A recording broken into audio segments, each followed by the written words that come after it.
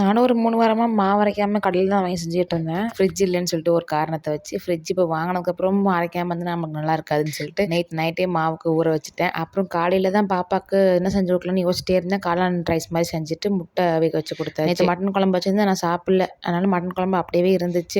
ஞாயித்துக்கிழமைனால நான் மட்டும் வெஜ் சாப்பிட்டேன். மீதியெல்லாம் நான்வெஜ் சாப்பிட்டாங்க. நாங்க யாருமே வீட்ல சாப்பிட மாட்டோம். ஆனா பாப்பாக்காக இந்த வாட்டி நீங்கலாம் சாப்பிடுங்கன்னு சொல்லிட்டேன். நான் மட்டும் தான் சாப்பிடாம விரதம் இருக்கலாம்னு முடிவு பண்ணியிருக்கேன். நேத்து காய்கறிலாம் வாங்கிட்டு வந்து அப்படியே வச்சுட்டு படுத்துட்டேன். சரி பாப்பாவெல்லாம் அனுப்பி விட்டதுக்கப்புறம் அதெல்லாம் முள்ள ஃபஸ்ட்டு க்ளீன் பண்ணி எல்லாத்தையும் அடுக்கிட்டு இருந்தேன். ஃப்ரிட்ஜ் கீழேயே பில்லோ ட்ரே வந்திருக்கு.